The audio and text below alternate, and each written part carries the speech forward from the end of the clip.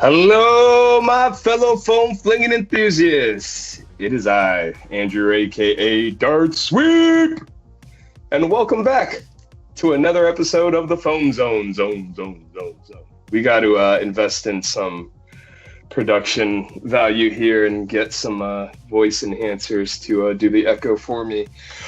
Well, welcome, guys. Welcome back. It's been a minute. I took a little hiatus, well needed. It is super busy right now, so I will do my best to try to keep up and keep things moving. But yes, welcome back. If this is your first time joining us here on the Foam Zone is a quote unquote bi-weekly live streaming interview show, streaming exclusively here on the World Foam Alliance YouTube channel.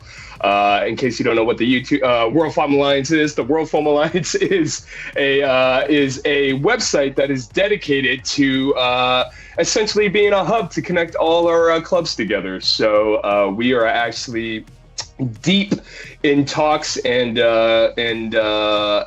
production in the background, getting things set up for a overhaul of the website. We will be finally implementing this database of all the clubs that have been registering. So we'll get all those and then we'll start working on players. So we're getting there. So super exciting. So with that being said, if you have a club or know of a club and would like to register your club on the World Foam Alliance website, that'd be great. And then we could get you guys in the network. And that's kind of what this is all about. So super exciting. I always say better late than never. And actually, that's going to be a series of mine coming up pretty soon. I'll be releasing a bunch of videos that were meant to be done back last year. So stay tuned for War 2023. So yeah. So but we are in the holiday season and school's back in session, so lots of busy things going on. Let's see, just a little bit of housekeeping.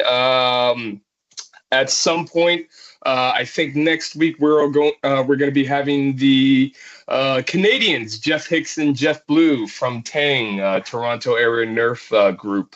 Hopefully will be joining us to be discussing their upcoming event coming up in the end of October, I believe, and talking about what foam flinging has to offer up across the border, north of the border for us. So, and then I'm looking to have CR Nerf join us. CR Nerf has been doing a lot of very exciting things for the community, a lot of blaster battles. So I'd like to get them on and talk some shop. Also, I had Joe Xbox Games was lined up and talking about getting them on the stream as well. So and Jade Valkyrie from Foamdemic. So got a little bit of a lineup. I know we are trying to get some people from RAG to join Al and Xavier next week to talk about Ragnarok that's coming up in October as well. So lots of fun stuff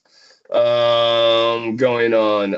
If you guys have any events or anything that you'd like us to mention, go ahead and drop that down on the live chat, and we'll do our best to get that promoted. But tonight's show is kind of just going to be a casual show. We have a returning guest, so we'll reintroduce them and see what they got going on, learn a little bit about them and their club, and then we'll kind of just open this up and just kind of talk about what's been going on and what's new in the past months. Summer's been busy. I know a lot of clubs are going full speed, so this will be a good time just to play a little bit catch up. So.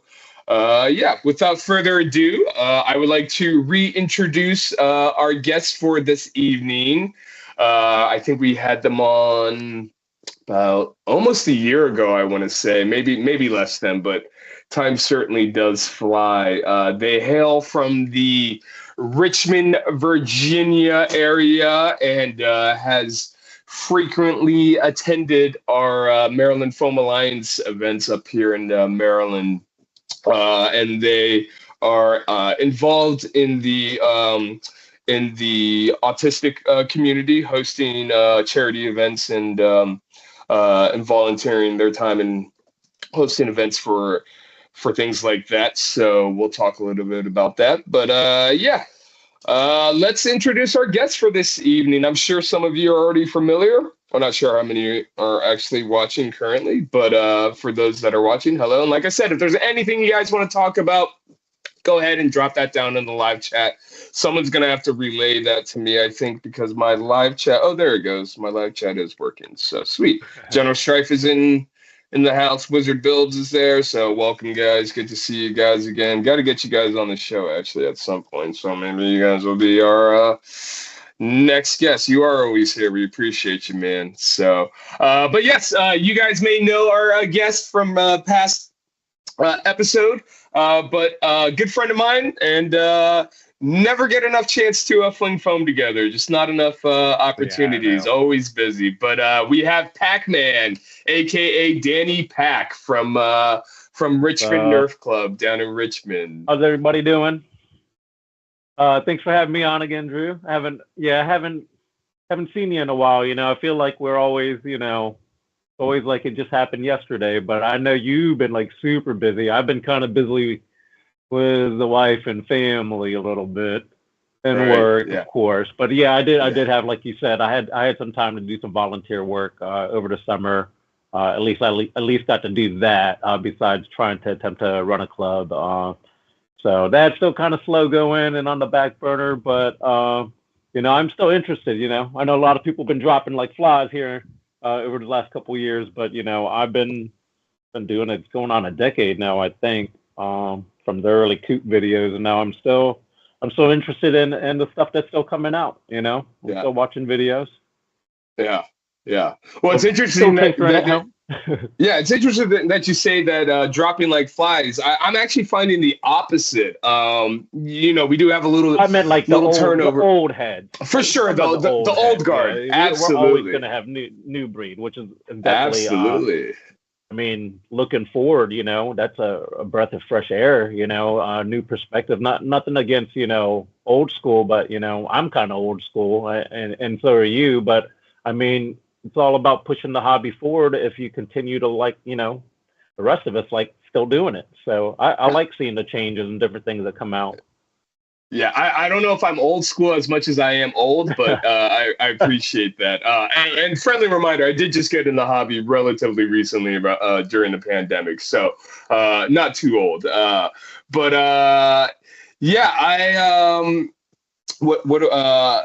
Let's kind of reintroduce yourself and talk a little bit about yourself and your background and where you're from and kind of what you do, and then we'll go into kind of how you got into this hobby. I got to mention that this is always serendipitous when you and I do this, because actually you and I technically did the first ever foam zone back in the day before World Foam Alliance was a thing. You and I occasionally would hop onto your channel and do a live stream and do kind of exactly what we're doing right now, and kind of co-host. And at first, like we were kind of just like hanging out online, and I think you kind of suggested it. I think, can't remember who came up with it, but I think you were like, "Hey, we should stream online with this. This is fun," Of course, it was a little more.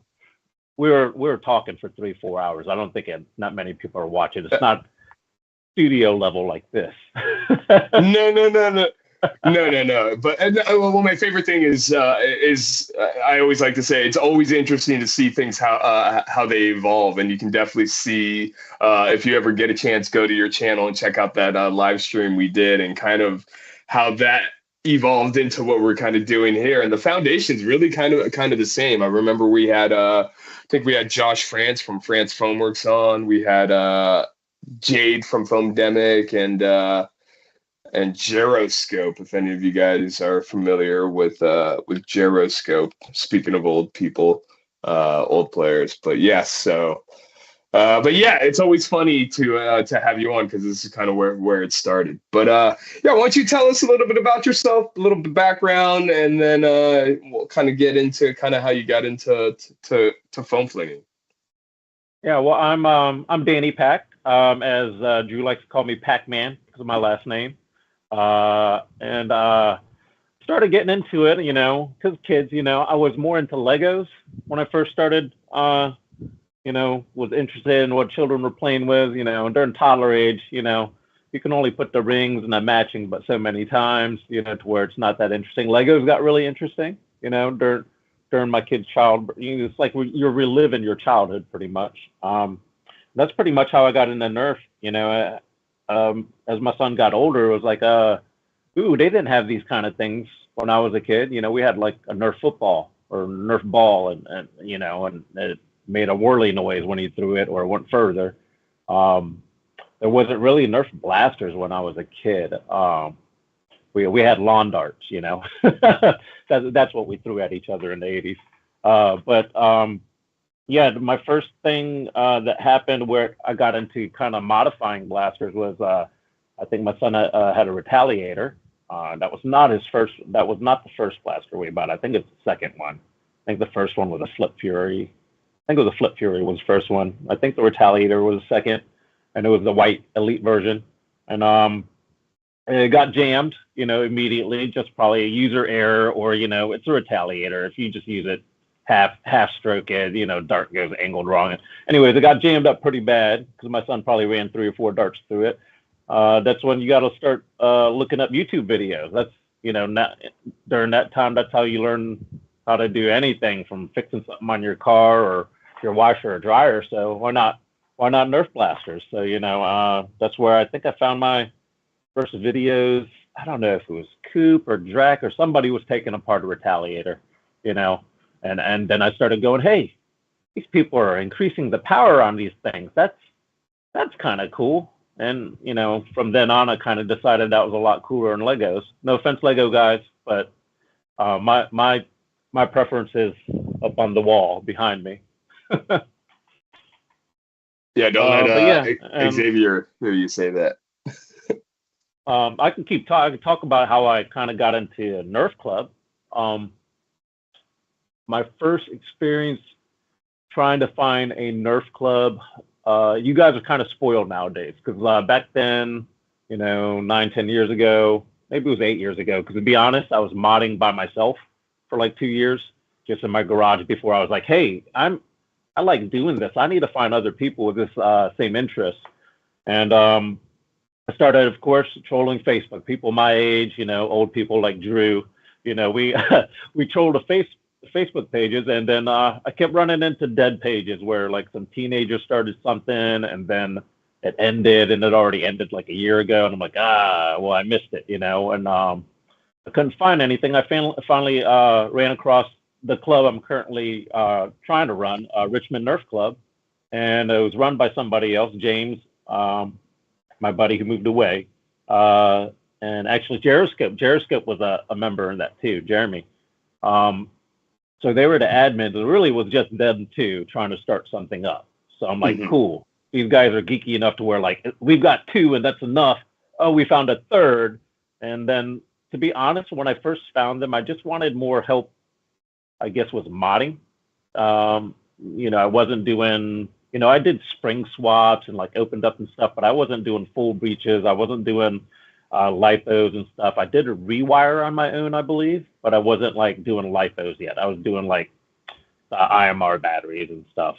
And anyways, I met those guys, and I really wasn't interested in going out to play at parks. Really, I thought it was kind of like just the comfortability thing. I was like, everybody will be looking at us just playing with toys, running around in a park. We're going to look like a bunch of freaking weirdos. And that's honestly what I thought in my head at first. And, but as I continue to get into it, as you continue to really like the hobby to this degree, you're just like, I don't give a crap what I look like. I'm going to get all geared up. I've got my all multicolored, magazines, and I'm going to have my Molly belt all set up and my dump pouches, and show up with 3 or 4 rifle cases with stickers on them, and I'm gonna just ball out with all my Nerf stuff. So that's where I'm at now. So I guess that's pretty much a little abbreviated story of where I'm at now. Right. Yeah, it's always funny. one of the things I love seeing running, helping out running multiple clubs, is when a father or son or a parent, they come and the kid plays and plays, and then the next time the parent starts playing. Yeah. And then it becomes a thing, and then it's something that they can kind of share, and that's being able to have those, being able to offer those opportunities to kind of provide those experiences for dads and sons and moms and whomever, families and friends like that. That's really what I enjoy about it. DMV just had the club I run, DMV Nerfers, just had our 3-year anniversary. And the reason I started it was really selfish, was honestly so I could have a club that was closer to where I lived. I wouldn't have to travel, 45 an hour to get there to go play, and I could have something in my backyard and play. But ironically, as I'm sure many people find out or already know if they run a club, is that you end up playing less just because you're so busy. You need a whistle and a bullhorn. Yeah, and in my case, especially at DMV, I do get a chance at the other clubs to jump in for a round or two every now and then, which is nice. But at DMV especially, it's tough because I'm doing double duty of running the games, but also shooting video and taking the photos, because we don't have a photographer and someone shooting video like we do at the other Maryland events. So it's kind of a one-man band in that regard. So I end up playing less than I had anticipated when I created the group. But again, the reason I do it is for those moments of just because I enjoy it so much playing. I really enjoy and love watching others having just as much fun as I do when I get a chance to play. So that's that's why I do it. I've seen that stuff up there specifically at your club, where I can't remember his name. I think he has a beard. It's a father and son, but saw him like a year and a half ago, first time at DMV, and I just happened to be there. I only get to visit but so often. If it wasn't a 3-hour drive, I'd be up there more often, to be honest. But I saw him playing, and I saw him there, and I don't think he was playing at first. And then later on in the day, I think he played a little bit, and you can kind of tell. I'm like, he's hooked. He's hooked. And then you see him, and he's I don't know which team he played for. I'm pretty sure he played on one of the Foam Pro Tour teams at Maryland Mayhem. But yeah, I'm like, oh yeah, so now you're a pro. Went from I don't know about this Nerf stuff to he's got jersey on and his custom. I don't know what he was running at the time, but I think you're talking about Rainey, if I'm not mistaken. Maybe I can't remember. I've only met him a handful of times, but it's funny that I'm like I did talk to him a little bit his first time there, and then I remembered him later on. Wow. See, he did get the bug. That's pretty cool. Yeah. It's funny. I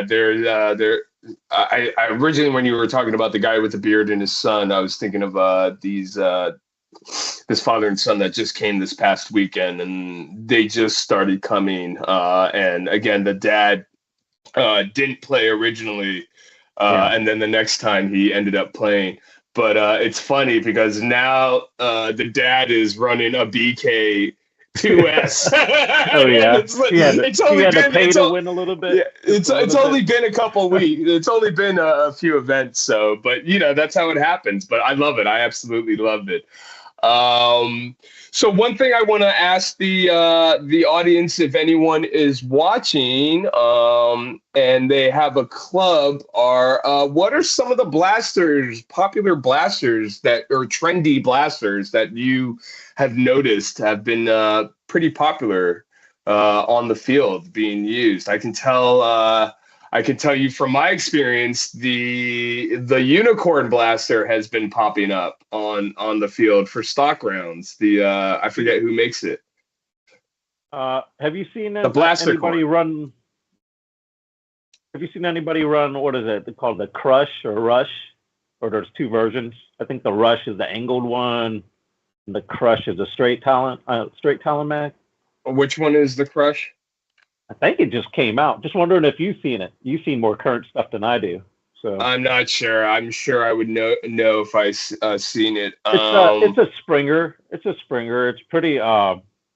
It came to mind since you said unicorn. It's because it's pretty skinny form factor. So it's one of those like compact, straight up Springers. It's just another one. Just wondering if you knew any info on it. I just no. I'm gonna have to see a photo of it and then I'll recognize it. Metal Suck Attack says the XL XYL makes the unicorn. Yeah, I'm actually waiting for my pre-order from Out of Darts for the tactical one that they just released. I guess there was some hang up in shipment and they had to reorder all the pre-orders, which isn't a big deal because Out of Darts is Out of Darts and they're fantastic. And always provide full transparency. Service. Absolutely. So, but also I'm waiting for the BK1S that I got from them as well, and I have not heard anything about that. So if anyone knows what the deal with the BK1S from Out of Darts is, status-wise. You have a BK2, right? I have a BK2S. I have two BK2Ss in case one goes down. You just want another. I just wanted another. That's right. I got you. Because essentially they're kind of the same, right? They're essentially the same thing. The 2S has a different stock than the 1S, and you fit the battery in the buffer tube as opposed to the actual stock on the 1S. And then the 1S also has a longer muzzle and barrel, which is giving you slightly increased performance of 180, 190 versus 160 versus 170, 150 to 170. I get a high of 170 on my BK2S. I get it. You rationalizing getting another one. That makes sense. Well, here's the thing is, so I have the BK1 or 2S that's hitting 150, 160. So that's perfect for our modded 160 rounds. And then I have, I'm hoping to have the 1S that'll get me to closer to 200 for our 200 FPS rounds.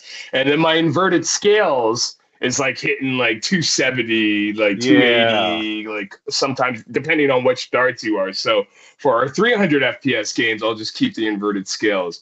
But I will say, if they could marry the inverted scales with the BK 1S or 2S or just whatever, they could just marry that. Woo! You mean like the functions of the BK? Yeah, because the BK is really smart. It's got a jam sensor, so if there's ever a dart in there, it locks up and you can fish the dart out. The reset is good. It's a little long, is my only constructive criticism, but it's better than having to reset a whole blaster and ramrod 30 something seconds, out right? of. It's pretty long. But also it's I like the fact that you can toggle between semi 2-round burst and full auto and semi relatively easily. And it feels pretty good. Like, it feels really good. So I will say I am interested. I know that the Colonel Wasp 77 was released overseas. So I'm curious to see when that hits stateside, what that's going to be like. Let's see. Let's take a look at comments real quick. I know someone mentioned they had an event coming up. Wizard said there was they're going to be running an event for the 4-H club. Darts and location are taken care of, and wants to know what games would everyone recommend for ages 8 to 16. I'm always a huge fan of Team Deathmatch. Very simple games: King of the Hill, Domination. Medics is a fun one. Kill Confirmed, Dog Tags. Very simple, basic games. I think people 8 to 16, especially if they haven't played before, keep the game mechanics simple. Try not to use a lot of props. and save yourself a lot of headache as well, just by keeping things simple. Yeah, That's my keeping tags, recommendation. like I've seen people, if you don't have a lot of stuff, even if you just do the whole counting lines 1, 2, 3, 4, 5 across when they go back, and you count up tags, or you can do a clicker, or just any low tech, really, just to get some games going. A lot of it's just the mechanics of everybody understanding the rules, whether there's a flag involved or not, and then later on, maybe if your club evolves, you can have cool stuff like Maryland, like the buckets. Still planning on building those one day. Yeah. They're becoming extremely popular, actually. Yeah. So I think we'll see a lot of clubs implementing the buckets. But yeah, I also would recommend a lot of games making them infinite lives, instant respawns, or very short respawns, so everyone gets fun. Yeah, just so everyone continues to play and have fun. Let's see. Panic Rep here. We play at 150. I've seen a lot of Venoms, Maxims, and quite a few BKs. Yeah, so I will say Venoms are extremely popular. I don't know. I want to say they're more popular than the Nightingales currently. And I think a lot of that has to do with accessibility. I want to say because you can actually buy it in on-store shelves. Yeah. You can just go into Target and get it right now. I will say I really do like the Nightingale 2.0. That's my preference personally. I know I'm a Dart Zone fanboy, but if I have to choose, that's kind of what I'm rocking. But the Venom, I've been dual wielding. That's been a lot of fun. So we have you run it on the stock battery? Depends what rounds. So I switch between 2S for our 120s, and then for our modded rounds, I'll juice it up. I'll juice it up to 3S. And I'll tell you this: it is. I've been running the Dart Zone. Oh gosh, whatchamacallit? What are the new ones? No, the drum one. No, gosh, why am I blanking on this? The one before, the full auto, select fire. The 2S one. You know what? I was demoing this all throughout my brain weekend. Is gone right now too. That's why. So one that looks like an FDL. Yes, thank you. Someone's going to mention it in the comments. I don't know why. I'm having a big brain. No, not the Mark III. The red and white one. The one that we had. Mark III. The second one. Yeah. The lipo calling one. It the second one. I was gonna call it the Max, the Omnia. Thank you. Omnia. That's it. That's right. Thank you, Andy Griff. Appreciate you. The Omnia. I've been running that on 3S, and that is a lot of fun because the rate of fire is it's like 12 darts a second. It's ridiculous. So yeah. So I've been running that. So when I was showcasing it at the so I should mention this past weekend, not only was it DMV's 3-year anniversary, but it was also the Charles County Fair down in Southern Maryland. And we took the Maryland Foam Alliance, Southern Maryland House of Nerf branch specifically, and set up a booth with a shooting gallery, and we were selling used blasters. And we use it to promote our big anniversary battle that we have. But we were showcasing demo blasters, and we were using the Pro lines from Dart Zone, obviously, because they can go through thousands and thousands of rounds, and kids, mishandling them and double feeding and loading darts in backwards. You name it, it happened multiple times. So I was showcasing that, and obviously, Pro blasters just give that impression of oh yeah, this is much different than what we're typically used to from Hasbro. So we were showcasing that, but yeah, I had the Omnia on 3S, and that was the big showstopper. Everyone just loved that. And I also was showcasing the Mark III. The Venom was a big hit. The Mark IV obviously was a big sniper, so everyone Oh wanted to yeah, try the that's big sniper. Yep. big silhouette. Yeah. The Dictator got some love. I brought out the Dictator. So I brought blasters that I had two of, or at least two of. So if they Yeah. broke, it wasn't a big deal. And hopefully Dart Zone will replace them at some point. Knock on wood, probably not. So yeah, I brought the Solo. We had a couple Outlaws, Mark III, Dictator, Mark IV, Omnia. What else did I have? I had the Tomcat out at some point, but people were just having a really hard time priming it. I did not bring out the Striker or the oh, Sam's asking, the call-in link says the show isn't in session and can't take callers. Yeah, so Sam, sorry, we don't have the call set up currently, but we'll see if we can get that going on. I'll leave that up to. If not, they can relay questions. We can try to answer them. Yeah. So if you got a question, Sam, just throw it in the chat. We'll throw it on screen. Captain Shotgun, welcome. I don't think you missed too much. We're just talking shop. We're kind of having a little cash sesh here tonight, just talking shop with our good friend Pac-Man here. It's funny you mentioned that Mark III. Remember that Mark III that you gave me? I gave you a free Mark III? That doesn't sound like me. Yeah, well, I think it's probably because I built you something. I was just like, That was a fair trade. Yeah. You probably felt like you owed me. I don't know. You just said where you were like, oh, you said you don't have one of these, right? And I'm a frugal nerfer. I'm like, if I've got full auto something else that I built, I don't need to go spending a bunch of money. But you're like, I know you like to tinker, so you gave me one. So I'm tinkering. So that's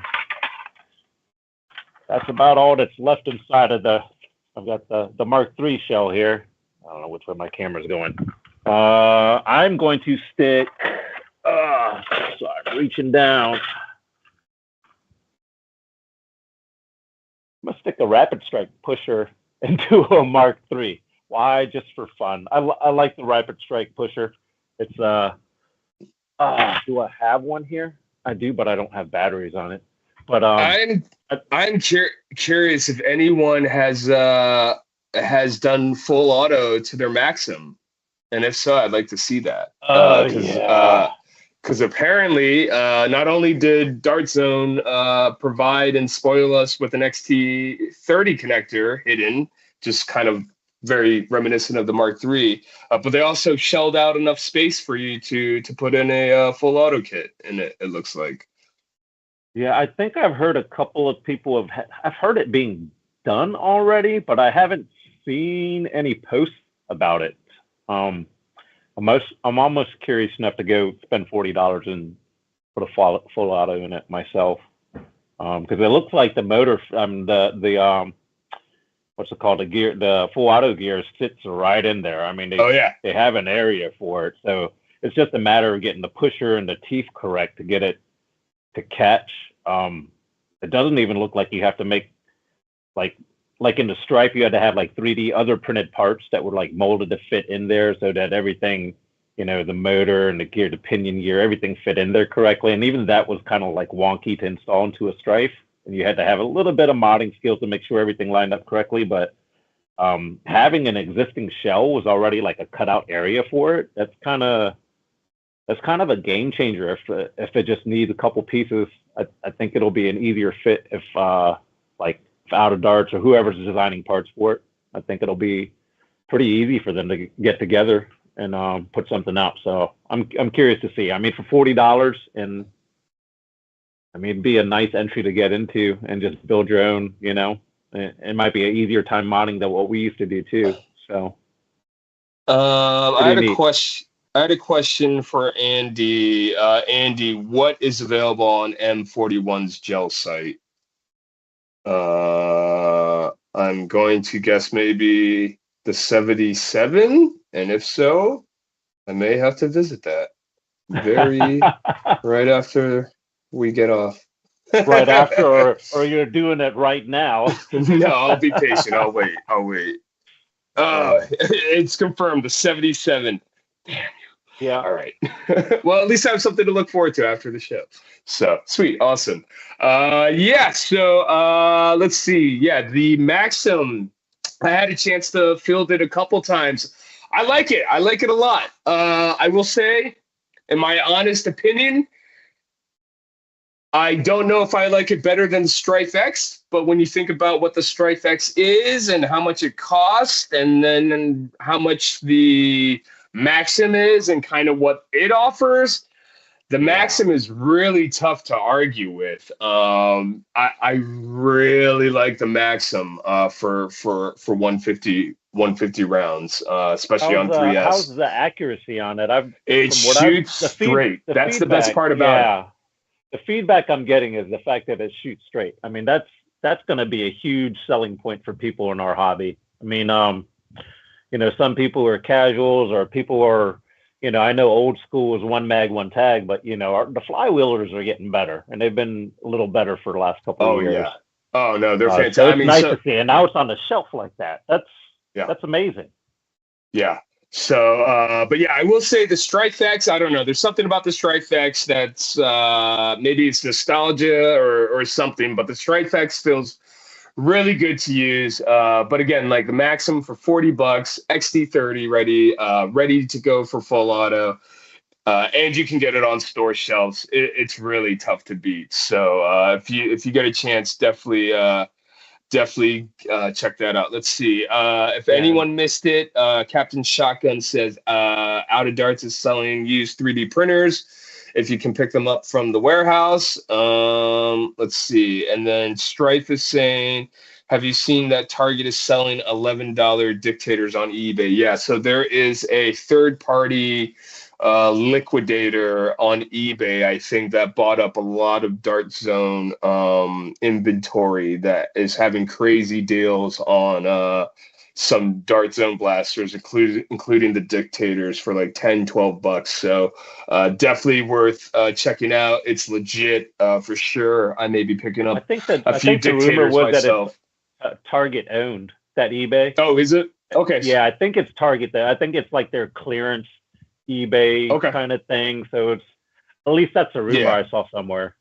Yeah, so I'm sure if you just go on eBay and maybe look up Dart Zone Dictator or something, they'll probably pop up at the top if that's the case. So if someone's got a link for it, if it's possible to share that in the Discord, I'm not sure if they'll let you share it here in the chat, but yeah. So let's see, Venoms, Maxims. What was the one that the shotgun shell ejecting one was really, that last month was really popular, and that kind of didn't see as many of those. Someone knows what I'm talking about. I'm just blanking on all this stuff right now. Let's see. Dart Zone continues to make it easier to get into the pro phone. Yep, that's kind of their thing.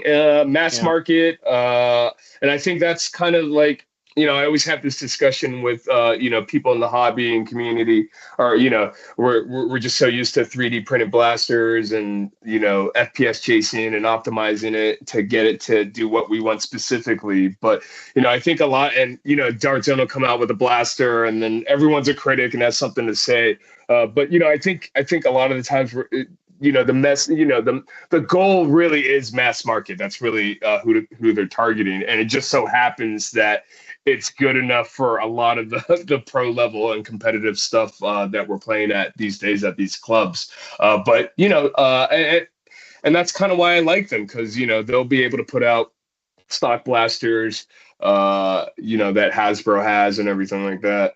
But, you know, for $50, you pick up a Nexus Pro X or a Striker, and, you know, you go to your local Nerf club and you're able to compete. So, and not only that, you spend $10 more, downgrade your blaster or upgrade your blaster performance just like that. So that is exactly it. But yeah, it's definitely that mass market appeal, I think, is really the advantage Dart Zone has over some other the pro line blasters, where they're online exclusives only, or you have to go to a website and get that stuff. Not that there's anything wrong with that, but I just personally, I like being able to go to the store and being able to buy something pro level right off the shelf. And that's kind of why the Nerf Pro line was actually kind of exciting. Say what you will about it, if you're a fan or not. Personally, I like it. I'm just happy to see another company have their hat in the ring for Pro line. Is it the best compared to what is out there? I mean, it's preference, arguably not, but it still gets the job done. Like, the Torrent has a very questionable air seal, but again, it feels good, and like I'm happy when I use it. The Torrent or the Sender, the trigger is a little stiff, I heard, but I heard that you can swap that out with the spring and make it easier. But it feels good. It's fun to run if you like that ergo. I've had a lot of fun running with it. And again, I'm just happy that there's that on the store shelf available, along with Dart Zone, of course. And if I had to choose, obviously I'm going to get Dart Zone, just because you know what you're going to get with that. But yeah. So let's see. I think you're right. The Dart Zone, like, I know we get sometimes find it hard to watch some of the critiquing from some of the YouTubers. Just some of them can be pretty harsh, and I'm just sometimes I don't want it to negate the fact that how much they've done in this hobby and like how much they're still releasing. And like, it's like, yeah, like flywheelers, like the first couple, they had their issues, and then like this year it's kind of like we've got the Maxim, we've got the Venom Pro, and it's like they pretty much hit it out of the park with those two things, even with the doubts of the the rear rev trigger. It actually feels pretty nice on the Venom Pro. I thought, I didn't think it would be that much of a deal on the Maxim, but on the Venom Pro when you got it in one hand, but it feels really intuitive, and you get used to it pretty quickly, at least for me. And then before that, they've been offering us springers that just seem to get better was pretty much every iteration. I mean, this last go around, I think every blaster you pick up, even $200 blasters you pick up have some issues with it, but I mean, we're talking about, like you said, $40-$50. I think it bothers me sometimes. I don't want the critiques to overshadow what the company has done, because I want them to keep going. I'm excited to see what else they release for Flywheel, since it took them 2-3 years to get it right. And I'm like, hey, put a couple more of these out. These are great. Yeah. Well, just something that everyone should be aware of: R&D from release date is typically around 2 years. So these things are in development. So, you can just imagine how long these things take. And then finally, when they hit shelves, and then there's a new type of 3D printed blaster gimmick. So it's hard to play catch up and, stay on top of things. But I think they've done a really good job in kind of perfecting kind of the Springer mechanics of what they want to do. So it'll be interesting to see. They could finally do something like a lever action or bolt action, or even an AEB. So my question I've been asking for people is if you could get a AEB that consistently hit 200, was semi-auto, basically kind of what I was talking about, did everything that the BK and inverted scale does performance-wise and consistently, because it's mass market, right? Would you be willing to pay $300 for that? Is that something you would be willing to pay for? I definitely know the answer. If the answer was $200, that's an easy one. But at $300, is that something people would be willing to pay for something like that? And Andy Griff, darn you, I guess I have to go visit M14 Gel after the show. So. You can visit during the show. It's completely appropriate. We're on a blaster show.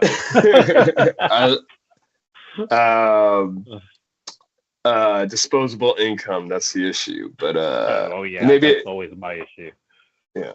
I need to be more responsible. That's the issue. So lots of cool stuff. I'm trying to think of what else. Yeah, I mean, the thing is, like, this is what I tell people is, like, they want to know a good competitive blaster. I'll tell them you could go to Walmart right now, pay $50 and get a Nexus Pro X, and Yep. that sucker's hitting 200. Or you could spend 120, $30 and get a Harrier or a Seagull, and it does the same exact thing. At this point, it really comes down to budget and preference. I really am a firm believer. It really comes down to those kind of two things at this point. So. It's just no mod. And then if you do like to mod, I bought the Aeon Pros $25, and Yeah. heck, I didn't even put a spring in it. I just put a new barrel in it, and that thing hits almost 200. It's hitting 190s. So yeah. pretty much was underpowered was the barrel. So I got two Nexus Pro X's, one to keep at 250 and one just to keep at stock at 200, just because I didn't want to. I was a prime. I'm not a big fan about 250. I like sometimes I think about the so it's a heavy. It's a harsh. So prime for 250. So it's a heavy prime, but I will say I am chronoing with bamboos at 293. Ooh. Yeah. So and compared to a 1.8 on a Swift, it's definitely not that hard of a prime compared to that. So it's definitely crunchy, definitely takes a little arm strength. You're definitely not going to be running it all day. But for a round or two, for a high FPS round, for a single elimination, I think you'd have it's a lot of fun to run. So but again, like the stock Nexus, I like it better than the Striker, honestly. It's if I had to choose between the two. What about the chat? Do you guys have a preference between the Striker or the Nexus? And maybe you can ask them, what's their favorite dart zone springer? Yeah, we'll do that also. What's your favorite dart zone springer? One. Mine is the Nexus Pro X easily right now. Although I was the Tomcat before, the $8 Tomcat. I guess for me, it'd have to be modded or unmodded. I'd have to know stock or modded, because there's things you can do certain modded ones. Some of them have a higher upside modding too. Let's see. Sam says my favorite right now. I like the Aeon Pro. The Aeon Pro X is one of my favorite ones right now. Sam says they didn't have a question. They wanted to tell about the gold mine yard sale. They had $20 Hailfires. That's pretty good. $15 Rapid Strikes. That's always good. $8 Stripes. Woo! Which color? Oh, yeah. $3 Hammer Shots. That's always good. And 15% Gear Up Raider and $12, or I think it was $15. $15 Gear Up Raider. And you got to pick up a Gear Up Raider. And a $12 Red Strike Long Shot. That's pretty good. What state was this in? I'm kind of curious. Is it Ohio? Sounds like Red Long Shot. That's a rare one. People like to spend money on those. Yeah, the Conquest Pro. Conquest Pro was very underrated. I think the biggest issue I had with it was there was no stock, but essentially it was a better Nexus. Nexus I mean that and the Dictator that had Slam the Dictator is the same. Yeah, the Dictator is pretty much like the. Well, I like the Dictator because at least it has a quasi stock or whatever you call it. New Jersey. Okay. Wolf says no more arcades, no more spending money on arcades. So so I have been hosting mod parties, which you should come up for one. So I'm trying to do a mod party once a month, same thing as event. Taking a little break right now, but I did have 2 or 3 mod parties. Basically, people, but my new place. I built an arcade. It's silly. And it's kind of gotten a little out of control, but the mod party ends up everyone getting distracted and just playing in the arcade for the entire time. So no more arcade. I agree. I'd love to come up for that. That'd be awesome. No, it's a lot of fun. I think I'm going to try to have one before the Battle of Endor. Oh, speaking of Endor, I'll throw this out for the 14 people that are, 14 people that are in the chat. November 2nd is the Battle of Endor, and the Battle of Ooh, I gotta Endor respect is that. essentially Maryland Nerf Herders, which is part of the Maryland Foam Alliances. It is their version of APOC. So it is a 200 FPS all day blaster battle that is held in the woods. So all natural cover, and all the games are themed to Star Wars. So it's a lot of fun. It's $15 to play all day long, 200 FPS, and it's going to be a lot of fun. I think we're going to have a lot of the Uno crowd coming down from the Northeast, and hopefully we'll get some of the Florida and Georgia players up, and some West Coasters. So yeah, if Just you are. be forewarned, some of the Maryland guys think that ghillie suits were in Star Wars, by the way. So there There are are a couple ghillie suits. Yeah, there's some ghillie There suit are- guys out there, and they're really good shots too. Yeah, what? Beware the ghillie suits. Let's see, Endor or Moon of Endor. That's always the question, right? Is it? It's not really Endor. It's the Moon of Endor. Yeah, it is. Good call. Good call. I agree with that. So, oh man, it's already 8:53. You're right. We did fill up time. I told Pretty you we fill up the good. time, man. Let's see. A lot. I've been seeing a lot of clubs actually starting to host at private venues and lesson parks and airsoft arenas Yeah. and soccer fields. I'm curious. I'll throw this one into the chat. Where are you guys playing? Are at your club? Are you guys playing in parks? Are you guys starting to migrate indoors and finding private venues?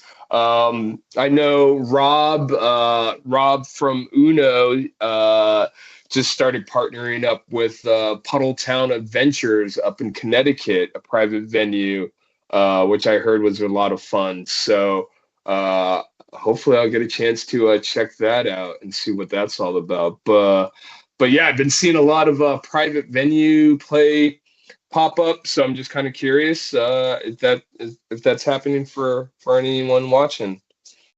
I'm still playing out in parks, but I know our buddy Steven, he's been holding some events at Airsoft Arena.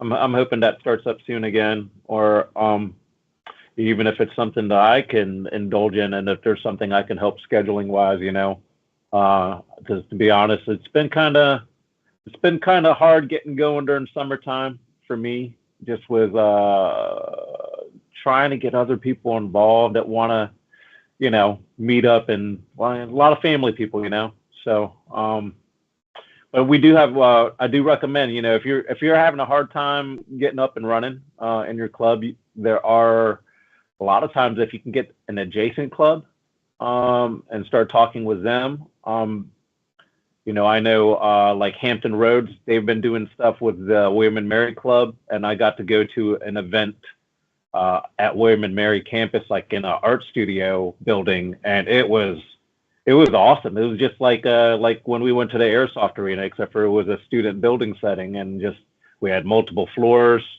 A couple times, some cleaner people yelled at us, say we weren't supposed to be playing in a certain area, but it was really cool.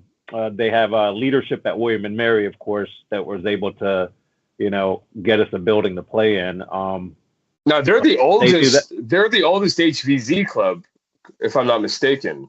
William and Mary, yeah, it's one of those things that I guess it's just been handed off to a new generation. Someone told me they started back in like 2001 or something crazy like that. Yeah.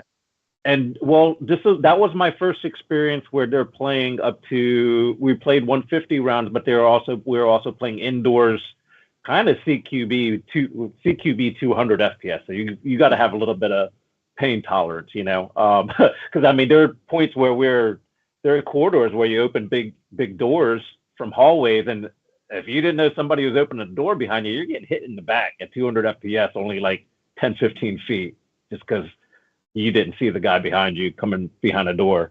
But anyways, that was the first time I seen them do something where it was higher FPS. A lot of their earlier days stuff was like rival, 100 FPS and stop, because it was CQB, it was indoors, and again, it's HVZ, so you're not going to pay, people don't even play 150 FPS HVZ, but that was the first time I saw them doing something outside of HVZ, so it was a collab between a non-HVZ club, and I guess the new leadership kind of likes higher FPS stuff, so it's evolved a little bit when they partner up. So just if you have hard times, just look for maybe adjacent clubs.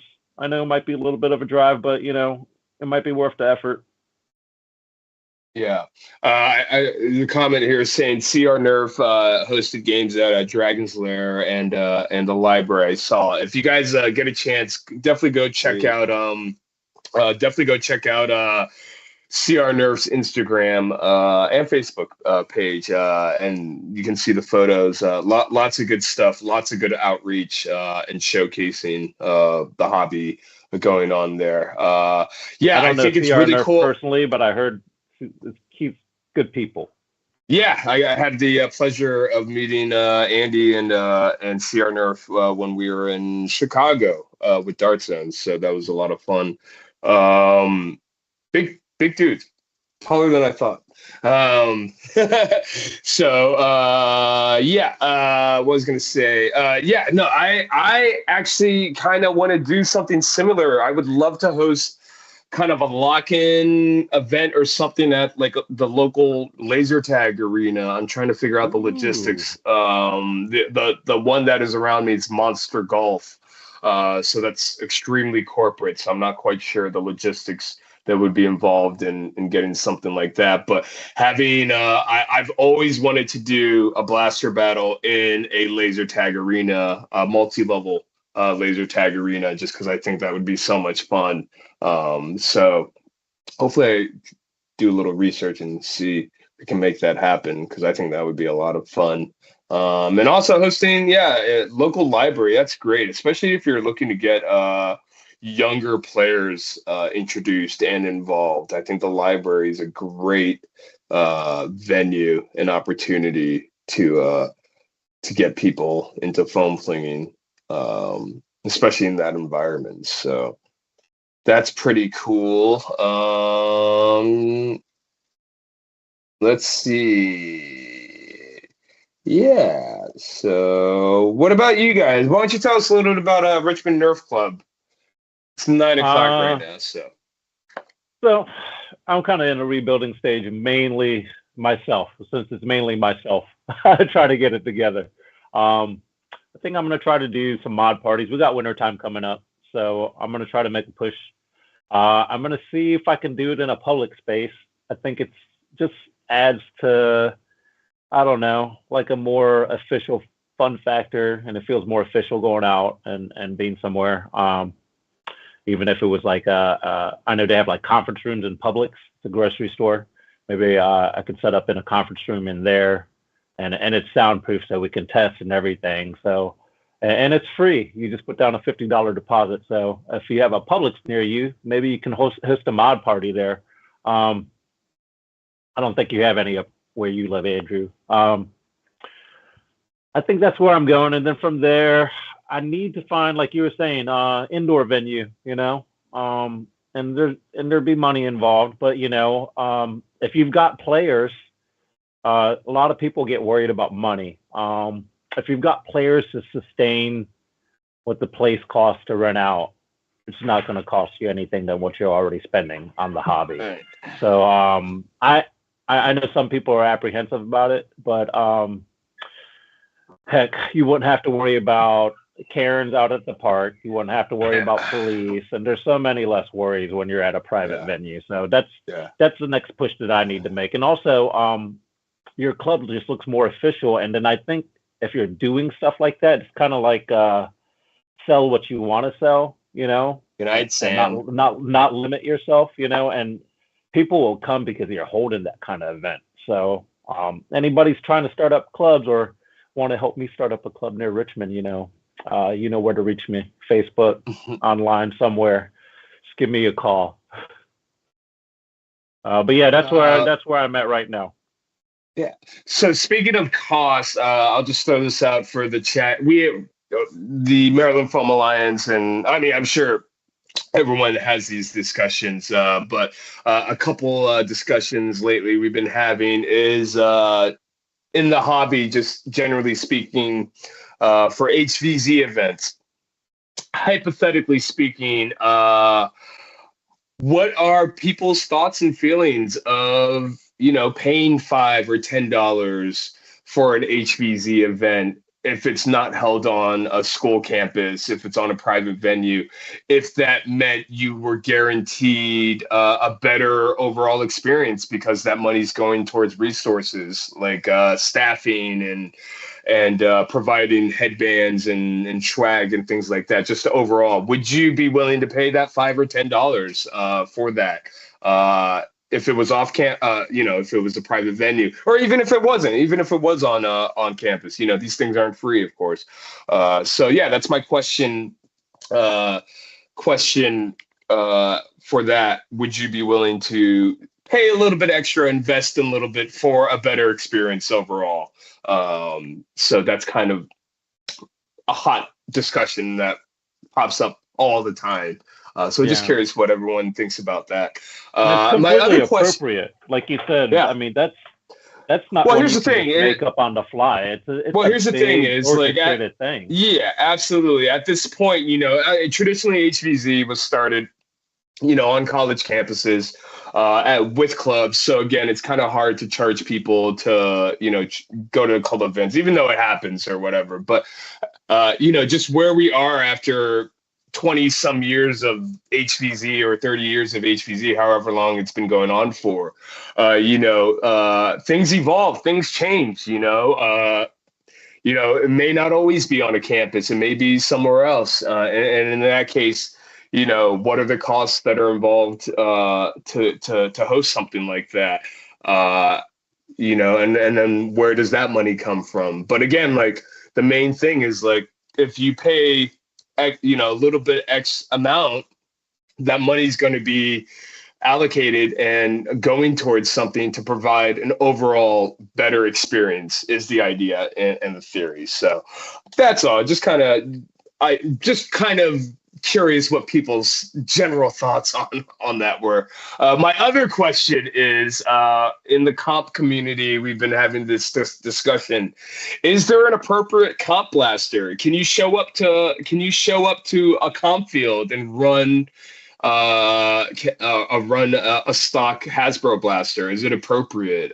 Is there a vibe or is there a level of is there a certain level of standards that we're trying to use, with blasters and things like that? So yeah, those are kind of my questions I've been thinking about. A, like HVZ costs, and B, what does it mean to be competitive, and where is that line drawn? So if you have any comments or thoughts, go ahead and drop that down. But yeah, let me know what you think, Danny. Well, I can only give you from my opinion. My perspective, it comes from HVZ, not my first choice of a game, at least when I first thought. So this past Maryland Mayhem was my first and only HVZ. I got tagged pretty early on. Did not get to live out my dream of being one of the last groups, or even halfway through. I mean, it was right near the beginning, but. Yeah, I played as a zombie, and my thought, that probably is the worst case scenario. This is like the worst, I'm set up in my mind before trying it, that would be the worst experience I could have. And that's what happened. But you know what? As I was doing, and as I played zombie and saw the game mechanics and learned everything, and it was a lot of fun. It was exhausting trying to run after people with blasters while they just slowly backed up. But it was way more fun than I initially had thought. The worst case scenario, I would still pay $5 for. So that's my opinion. And I think, you see complainers, people here and there. Even my tag, I felt like was debatable, but I'm more of a glass half full kind of guy. I went there to have fun. I'm going to have fun no matter what. I'm not going to let other people affect that going on. So, for me, it was like a surprise. Again, I was thinking this is the worst case scenario. I had a blast all day, Took a little lunch break, came back, chased a bunch of people again, caught who's the guy that makes up the targets, that's timed that y'all had at Maryland Mayhem. I got the game monitor. Yeah, I got Adam in the courtyard just walking back, just nonchalantly, didn't think any's on, And there was like, oh that's no, we're live. Target. We're live Adam right now. That's a good kill. But yeah, I had a blast, and I would pay $5 for a worst case scenario. And again, like the complainers, they're always gonna be there on some level, but at the same time, like we're going to these events to have a certain experience, but at the same time, it's like life. Everything doesn't always turn out your way, but like I think sometimes bad experiences are good too, or you have to find the good in some of the bad experiences as well, some things you learn from, and yeah, I don't know. I had a blast. It's unfortunate seeing some of the mishaps here and there. Again, besides injuries, just some of the whole debating thing. I didn't get tagged. I got tagged. The yelling matches. There were a couple of them there, but I think overall the mod team handled it as well as they could. Because you can't. Heck, I can't control my kids upstairs. You can't control other people. You just can't. They're gonna think on their own free will. They had their, they have their own standards and their own morals. And at the same time, if you're running an event, I think y'all did a good job calling shots on what was appropriate, what wasn't appropriate during the game time. And that's a conglomeration of all y'all just being on the same wavelength, because it wasn't just UMBC. It was, most of the Maryland groups pretty much volunteering and helping out throughout the entire event. And big applause to all you guys, by the way. Without you, we wouldn't have any of this stuff. So big kudos to you guys. Just as much as Dart Zone for me. Yeah. Now, speaking of Maryland Mayhem and just HVZ events in general, just to let you guys know, we are in the planning stages of Maryland Mayhem 2025. We should be announcing the date in October, hopefully. Let's see. Also, Survival Fest is happening again in 2025. I know they opened up and they may have closed, but I know they opened up their mod application. So if you're interested in helping out or getting more information, definitely join their Discord. And like I said, Ragnarok is coming up as well. So look at their Discord and online for more information regarding that. But yeah, going back to our discussion, it's 9:10 right now. We'll wrap up relatively soon. Appreciate everyone sticking around. Andy Griff said Jarrett's epic battle was $38 each. Oof. and it was worth it. So $5 to $10 seems pretty reasonable. Well, that is good to hear. It's just one of those. It's just one of those things. Like, can you charge for HVZ really?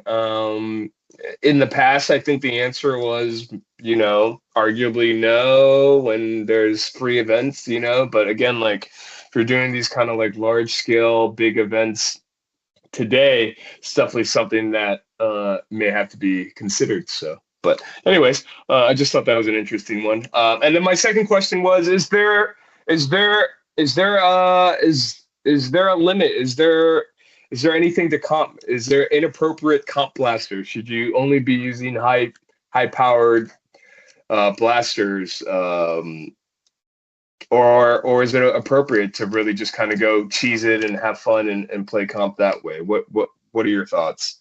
Yeah, I didn't understand your question at first. When you said inappropriate comp blaster, I thought you meant like cheat code stuff, and then I'm like, oh, you meant like go stock with it. You mean like go Barrett with it?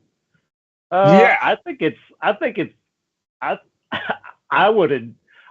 be hilarious if you're out there running some modded whatever or full auto, and this guy comes around and hits you with a jolt or like Barrett's saxophone blaster or something like something just ridiculous. No, I think that's great. Yeah. And then if it we also have any shows that comp person. players in the, if we have any comp players, feel free to chime in. I'd love to hear what you guys think. I'm sorry. I love it when there's certain people that play like only throwables, like the ninjas, the sock ninjas. No, that just adds.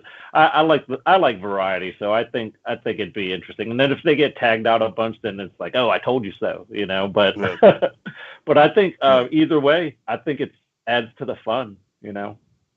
Yeah, I like all the flavors. Yeah, I think the question is like, okay, you have people out here that are really kind of taking it seriously. Does that mix with someone that is really kind of going there to have fun? I guess is really kind of the question. Yeah, I could see maybe some people getting pissed off, like if you're on their team and you're just getting tagged all the time. So you might not be picked first. But again, at the end of the day, even for comp for me, you know, my main goal is to go out and have fun. It is nice to win.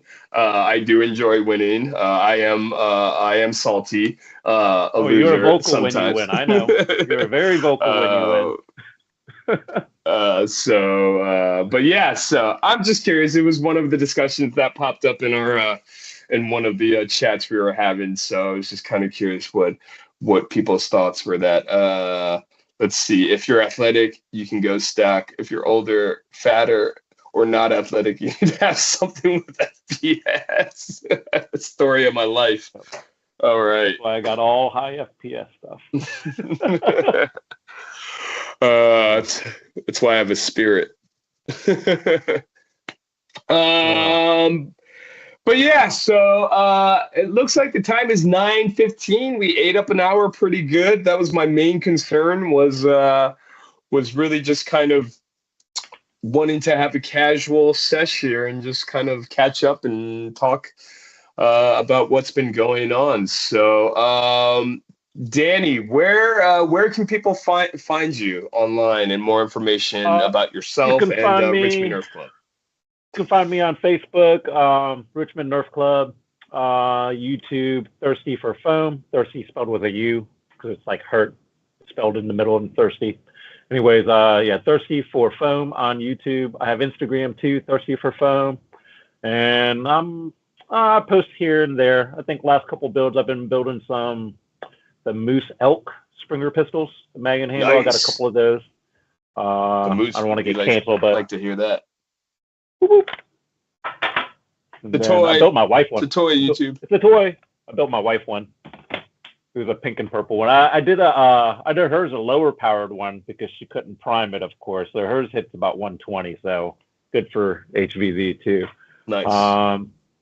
And then I did that full front priming, the Aeon Pro X. I put the 3D printed front priming grip, and it's got 3D printed bars. And I mean, I'm on stock spring. It holds up. I mean, it's great. It's pretty awesome. The files are a little pricey. I think the files are like $30, but if you got a printer and you've got $30, it's a little bit pricey. But does it work? It works pretty flawlessly. It's pretty nice. But yeah, thanks for having me on. Absolutely, yeah. So appreciate you coming on. If you guys want more information, follow or hit up Danny on Discord, Thirsty for Foam. Also check out his YouTube channel, and you can find him on Facebook online, and also the Richmond Nerf Club. So definitely check that out for their event. I appreciate everyone tuning in. Al and Xavier will be on next Wednesday, hopefully with some of the RAG team to talk and get you guys all ready for that. And then I will be back the next weekend, hopefully with some more Canadians. You can never have enough Canadians, right? So that'll be fun. Friendly reminder, hit that like, hit that subscribe button, visit us at the worldfoamalliance.org website, register yourself and your club. Let's get connected. Let's do this together. Let's fling foam. We all fling foam together. And yes, I will see you guys in a couple weeks. Don't forget to dart sweep. Have a good one, guys.